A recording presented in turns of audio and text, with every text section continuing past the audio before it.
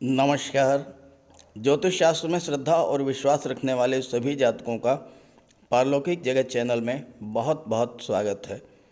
9 फरवरी 2023 दैत्यों के सेनापति राहु दैत्य गुरु शुक्र के नक्षत्र भरणी नक्षत्र से नक्षत्र परिवर्तन करके केतु के नक्षत्र अश्विनी नक्षत्र में गोचर करेंगे और अश्विनी नक्षत्र में ही राहु का गोचर 29 नवंबर 2023 तक रहेगा।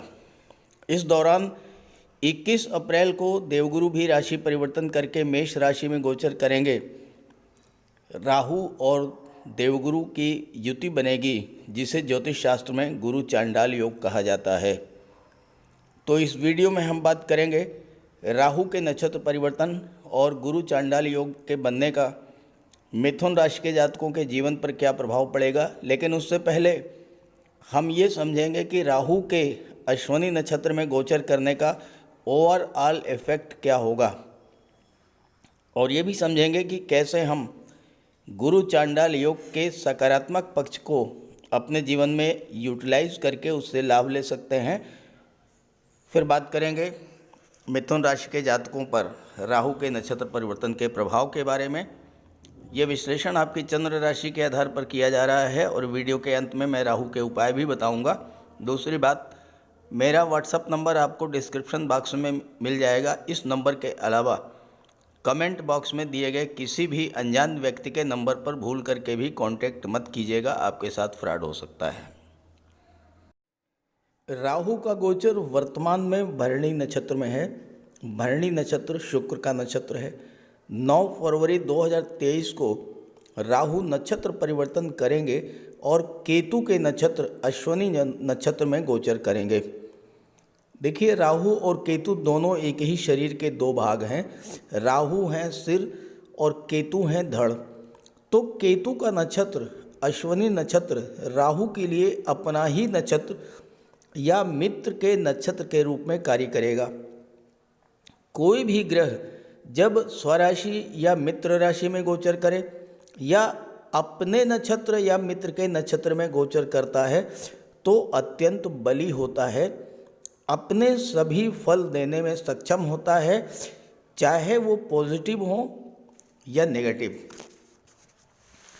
ज्योतिष शास्त्र में राहु को दैत्यों का सेनापति माना गया है और आम धारणा है कि राहु सर्वथा अशुभ फल ही प्रदान करते हैं।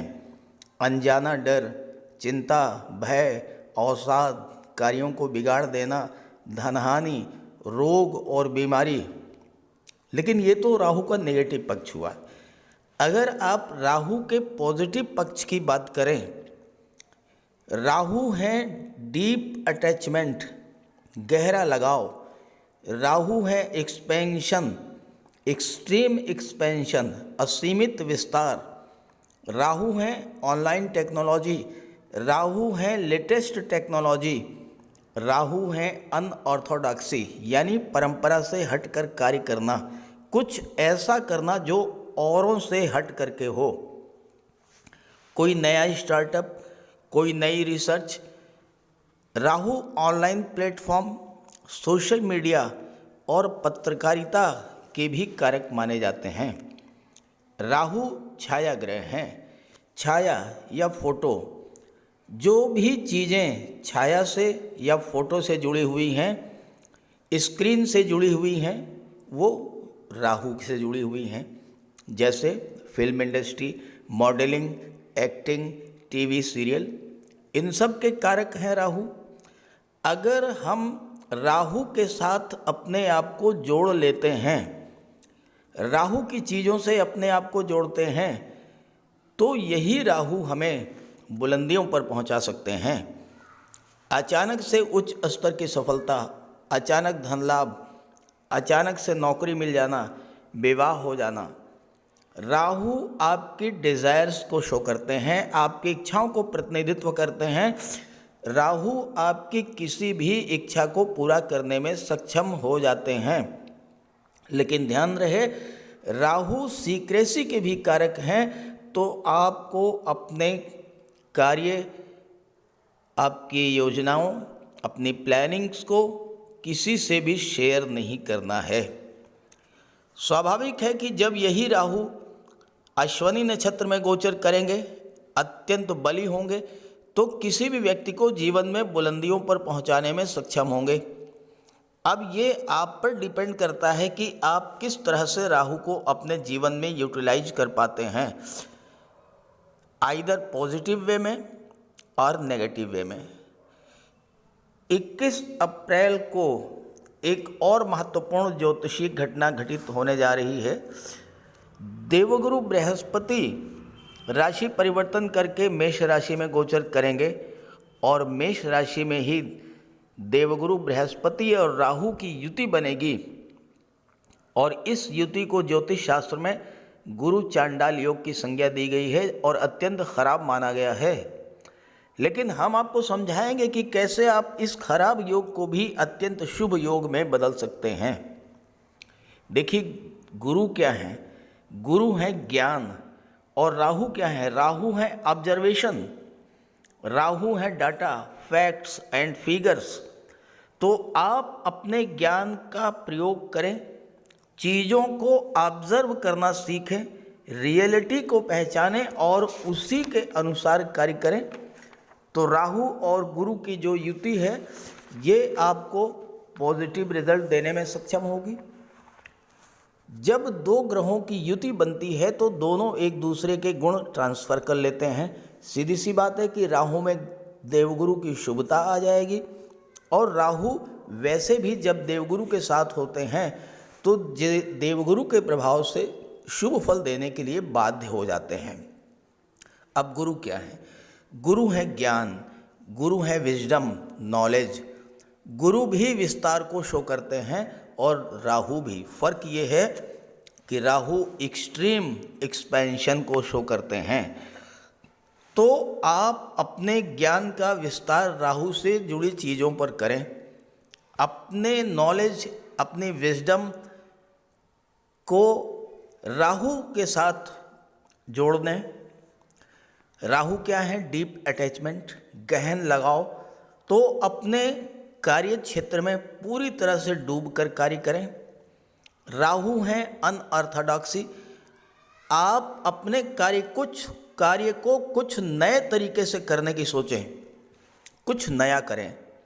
राहु है ऑनलाइन एक्टिविटीज़, प्रयास करें कि ज़्यादातर ऑनलाइन बिजनेस से जुड़ें। और आप देख भी रहे होंगे कि जो जितना ज़्यादा ऑनलाइन एक्टिविटीज़ से जुड़ रहा है उतना ही वो सफल हो रहा है। राहु हैं विदेश के कारक, स्थान परिवर्तन कर दें। कार्य क्षेत्र का विस्तार विदेशों में करें, यानी अपनी मातृभूमि से हटकर अन्यत्र किसी दूसरे शहर, किसी दूसरे राज्य से अपने कार्य व्यवसाय को जोड़ें। अपने आप को अपडेट रखें, डाटा, फैक्ट्स, फिगर्स की जानकारी रखें।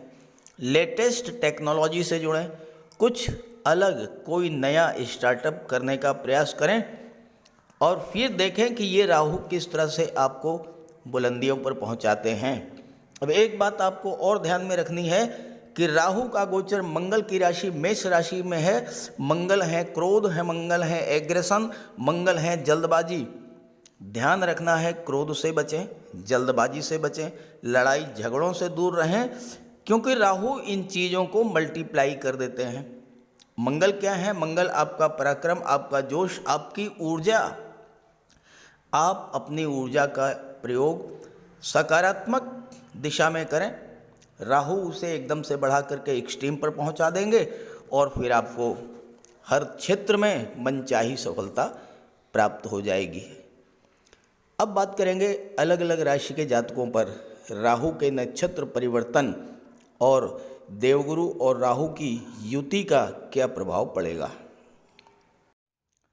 तो यह है मिथुन राशि के जातकों की कुंडली। राहु का गोचर आपकी कुंडली के लाभ भाव में है और लाभ भाव में ही राहु 9 फरवरी को नक्षत्र परिवर्तन करेंगे। ज्योतिष शास्त्र में लाभ भाव का राहु सर्वाधिक लाभ देने वाला माना गया है। अचानक से धन लाभ का योग बनेगा। हर कार्य जो आप करेंगे उससे आपको लाभ होगा। आपका कोई पैसा रुका हुआ था, पैसा फंसा हुआ था, वो पैसा आपको मिल जाएगा। आपके सोशल सर्किल में वृद्धि होगी, मान सम्मान बढ़ेगा। राजनीति में है तो उच्च पद मिलेगा। आपकी रेगुलर इनकम में वृद्धि होगी। नियमित आय जो आपकी डेली इनकम है वो बढ़ेगी। आय के नए नए स्रोत बनेंगे और आप जो भी कार्य कर रहे हैं उससे तो आय होगी ही, उससे हटकर भी अन्य स्रोतों से धन की प्राप्ति होगी। 11वां भाव आपके सपनों, आपकी इच्छाओं को रिप्रेजेंट करता है और राहु आपकी डिज़ायर्स को, आपकी इच्छाओं को शो करते हैं। कोई पुराना सपना, कोई पुरानी इच्छा आपकी इस गोचर काल में पूरी हो सकती है। गवर्नमेंट से जुड़े हैं, राजनीति से जुड़े हैं या फिर व्यापार व्यवसाय हो, हर तरफ से धन की प्राप्ति होगी। आपको लॉटरी, शेयर मार्केटिंग, लेखन, अभिनय, कला, social media, film industry, TV serial, modelling, इन सब क्षेत्रों से धन प्राप्त होगा। राहु का 11वें भाव में इतना व्यापक प्रभाव होता है कि आपके भाई बहनों को भी धन की प्राप्ति करा देते हैं। हालांकि अचानक से बहुत ज़्यादा धन आ जाने से आपकी महत्वाकांक्षा गलत मोड़ भी ले सकती है। और जब गुरु यहाँ पर गोचर करेंगे 21 अप्रैल को, राहु और गुरु की जो गुरु चांडाल योग बनेगा वह आपकी बुद्धि को भ्रमित करने वाला भी हो सकता है। लेकिन अगर आपने राहु के सिग्निफिकेंस के साथ अपने आप को जोड़ लिया तो फिर आपके लिए गुरु का ये गोचर और गुरु चांडाल योग बहुत बड़ा लाभ देने वाला भी होगा, क्योंकि गुरु और राहु ये दोनों ही विस्तार के कारक हैं। आप अपने व्यापार व्यवसाय का विस्तार करना चाहेंगे, लेकिन मंगल की राशि में है, मंगल जल्दबाजी के कारक होते हैं। तो अगर आपने जल्दबाजी में कोई डिसीजन लिया, व्यापार व्यवसाय को लेकर के कोई फैसला अगर आपने जल्दबाजी में लिया, तो 21 अप्रैल के बाद जो राहु और गुरु का गुरु चांडाल योग बनेगा ये आपके लिए नुकसान भी दे सकता है। इसलिए बुद्धि विवेक का प्रयोग करते हुए, अपने ज्ञान का प्रयोग करते हुए विस्तार करें, जल्दबाजी बिल्कुल ना करें। राहु को देवगुरु के समान ही 3 दृष्टियां प्राप्त हैं, पंचम, सप्तम और नवम दृष्टि। राहु की पंचम दृष्टि कुंडली के तीसरे भाव पराक्रम भाव पर पड़ेगी। तीसरे भाव में राहु अति विशिष्ट कारक होते हैं और बहुत अच्छा रिजल्ट देते हैं। तीसरा भाव आपके पराक्रम, पुरुषार्थ, आपकी कम्युनिकेशन स्किल का होता है। छोटी यात्राएं, छोटी भाई बहनों, ऑनलाइन एक्टिविटीज़, मार्केटिंग, मीडिया और पत्रकारिता को तीसरा भाव शो करता है और राहु इन सब के कारक हैं। इसलिए राहु की दृष्टि पड़ने से इन सब क्षेत्रों में वृद्धि होगी और लाभ मिलेगा। राहु एक्सट्रीम एक्सपेंशन को शो करते हैं, आपकी महत्वाकांक्षा को शो करते हैं और आप अपने क्षेत्र में ज़्यादा से ज़्यादा लाभ अर्जित करना चाहेंगे, चाहे इसके लिए आपको कितना भी परिश्रम करना पड़े। तीसरा भाव का राहु आपकी विल पावर को स्ट्रॉन्ग करेंगे, कॉन्फिडेंस लेवल को बढ़ाएंगे। भाई बहनों या रिलेटिव्स के साथ आपके संबंध अगर ख़राब हुए थे तो उनमें सुधार आएगा। अगर आप टूर एंड ट्रेवल्स या मार्केटिंग से जुड़े हैं तो राहु का ये गोचर आपके लिए विशेष लाभ देने वाला होगा। आपके जीवन में कितना भी ज़्यादा संघर्ष हो, कितनी भी बड़ी चुनौती हो, कितनी भी बड़ी समस्या हो, 21 अप्रैल को गुरु और राहु के बनने वाले गुरु चांडाल योग का सकारात्मक पक्ष अगर आपने फॉलोअप कर लिया तो आपके लिए बहुत अच्छे रिजल्ट्स मिलेंगे। थर्ड हाउस में राहु आपकी इंट्यूशन पावर को भी बढ़ाते हैं। अगर आपकी जन्म कुंडली में तीसरे भाव में राहु हैं, सपनों के माध्यम से आप भविष्य को देख सकते हैं, इतनी बड़ी आपको क्षमता प्रदान करेंगे राहु। इससे क्या होगा कि आप सतर्क सावधान रहेंगे और जीवन में किसी प्रकार की समस्या आने पर उससे निपटने में सक्षम भी होंगे। थर्ड हाउस में राहु आपको चतुर चालाक तो बनाएंगे ही, धन के संचय में भी प्रवीण बनाएंगे। तीसरे भाव का राहु व्यक्ति को बहुत अधिक धन दौलत वाला और साहसी बना देते हैं। अब आइए पंचम, सप्तम और नवम दृष्टि के बारे में बात करते हैं। कुंडली का पंचम भाव सबसे शुभ भाव माना जाता है और पंचम भाव पर राहु की सप्तम दृष्टि पड़ेगी। पंचम भाव संतान, शिक्षा, लव, रोमांस, क्रिएटिविटी और आपके इष्ट देव का होता है। राहु यहाँ पर आपको विलक्षण बुद्धि प्रदान करेंगे और ऐसे जातक जिनकी जन्म कुंडली में राहु पंचम भाव में गोचर करते हैं वो अपने समय से अपने साथियों से बहुत आगे होते हैं। राहु हैं अनऑर्थोडॉक्सी के कारक, यानी जो परंपरागत है उससे कुछ हट करके अलग सोचने का, कुछ अलग करने की क्षमता। राहु के प्रभाव से ऐसे जातक उन चीज़ों के बारे में सोच जाते हैं जिनके बारे में सामान्य व्यक्ति कल्पना भी नहीं कर सकता। इसलिए पंचम भाव का राहु रिसर्च के क्षेत्र में नए इनोवेशंस करने में, कुछ नया, कुछ अलग करने के लिए बहुत ही शुभ माना जाता है और अगर आप ऐसा करते हैं तो ये आपको बहुत ऊंचाइयों पर ले जा करके बैठा देने में सक्षम होता है। पंचम भाव लव रिलेशंस का होता है। राहु हैं डीप अफेक्शन के कारक। ऐसे जातक अगर रिलेशन में हैं तो अपने लव पार्टनर को बहुत ही गहराई से प्यार करते हैं। राहु के प्रभाव से कला, IT sector, communication, online platform, film industry, social media के क्षेत्र में ऐसे जातक कुछ ऐसा कर जाते हैं जो दुनिया के लिए यादगार बनकर रह जाता है। हालांकि संतान प्राप्ति के लिए पंचम भाव में राहु थोड़ा कष्टकर होते हैं तो इसका उपाय कर लें। दूसरी बात, देवगुरु की दृष्टि पड़ रही है और देवगुरु संतान के कारक होते हैं तो इसलिए कोई विशेष समस्या नहीं आएगी। राहु और गुरु की दृष्टि कुंडली के सप्तम भाव पर पड़ेगी। सप्तम भाव होता है दाम्पत्य सुखों, विवाह, पार्टनरशिप और व्यापार का। सप्तम भाव तुला राशि का होता है। काल पुरुष की सातवीं राशि तुला राशि। तुला राशि क्या है? न्याय, संतुलन, व्यापार। यहाँ पर तुला राशि में गुरु और राहु की दृष्टि पड़ने से व्यापार के नए नए अवसर मिलेंगे। अगर आप काफ़ी दिनों से व्यापार, नौकरी में कोई परिवर्तन करना चाह रहे थे तो ये समय आपके लिए अत्यंत श्रेष्ठ है। तुला राशि शुक्र की राशि है। शुक्र राहु के मित्र हैं। ऐसे में व्यापार में उन्नति के योग बनेंगे। अच्छा पार्टनर मिलेगा जो व्यापार को नई ऊंचाइयों पर ले जाएगा।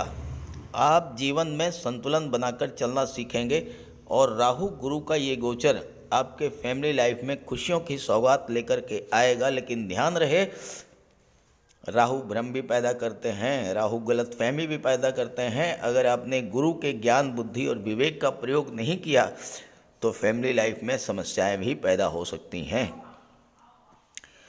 राहु डीप अटैचमेंट के कारक हैं और यदि आपका कोई लव रिलेशन पहले से था उसमें और अधिक प्रगाढ़ता आएगी। अचानक से विवाह के योग बनेंगे।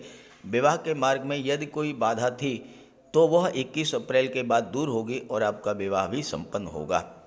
यहाँ राहु आपको लव पार्टनर के प्रति इतना डीप अफेक्शन पैदा करेंगे कि जीवन साथी के साथ किसी भी तरह का तनाव यदि था तो वो समाप्त हो जाएगा। व्यापार के क्षेत्र में यदि आप लेटेस्ट टेक्नोलॉजी के साथ ऑनलाइन या व्यापार करते हैं या विदेश से किसी तरह से जुड़ जाते हैं तो राहु आपको बुलंदियों पर पहुंचा देंगे। बड़े भाई बहनों, रिश्तेदारों से भी लाभ मिलेगा। विवाह के अच्छे अच्छे रिश्ते आएंगे और ये योग इतना अच्छा है कि डाइवोर्स के द्वार पर खड़े जोड़ों को भी वापस दाम्पत्य जीवन में वापस ला सकता है। लेकिन चूंकि राहु और गुरु का चांडाल योग भी बन रहा है तो राहु का उपाय अवश्य कीजिएगा। बात करते हैं उपायों पर। राहु का कोई अशुभ प्रभाव आप पर न पड़े इसलिए राहु का उपाय जरूर करें। राहु का सबसे बढ़िया उपाय है मोर पंख। देखिए, राहु को सर्प का स्वरूप माना गया है और मोर सर्प को खा जाता है, तो जहाँ पर मोर पंख रहता है वहाँ पर राहु का प्रवेश नहीं होता है। अपने घर के मेन डोर पर, बेडरूम में, ड्राइंग रूम में, स्टडी रूम में एक एक मोर पंख लगा दें। एक मोर पंख अपने तकिए के नीचे रखें। जहाँ पर आप कार्य करते हैं ऑफिस में वहाँ भी मोर पंख आप रखें और अपने बैग में एक मोरपंख ज़रूर रखें और एक सुरमे की डिबिया, ये 2 चीज़ें अपने बैग में हमेशा रखें। और एक छोटी सी चांदी की गोली अपनी जेब में रखें। इससे राहु और बुध दोनों का उपाय हो जाता है। काले कुत्ते को भोजन दें, काली गाय की सेवा करें, इससे राहु, केतु और शनि तीनों ही प्रसन्न होते हैं। कुष्ठ आश्रम में जाकर के या दिव्यांगों को भोजन का दान दें। और एक नारियल शनिवार के दिन अंधेरा होने पर अपने सिर के एंटी क्लॉकवाइज 7 बार घुमा करके नदी में बहा दें। दुर्गा माता का आशीर्वाद प्राप्त करें। दुर्गा चालीसा का पाठ करें। सोमवार के दिन शिवलिंग पर अभिषेक करें। सफ़ेद चंदन का टीका लगाएं और एक सफ़ेद चंदन का टुकड़ा अपने पास रखें। घर में कपूर की धूनी दें। ये छोटे छोटे से उपाय हैं। अगर आप इन उपायों को करते हैं तो निश्चित रूप से राहु के सभी शुभ फल आपको प्राप्त होंगे। तो उपाय ज़रूर कीजिएगा, लाभ मिलेगा। और जब लाभ हो तो कमेंट करके बताइएगा और ये वीडियो अपने साथियों को, अपने मित्रों को भी शेयर कर दीजिएगा। नमस्कार।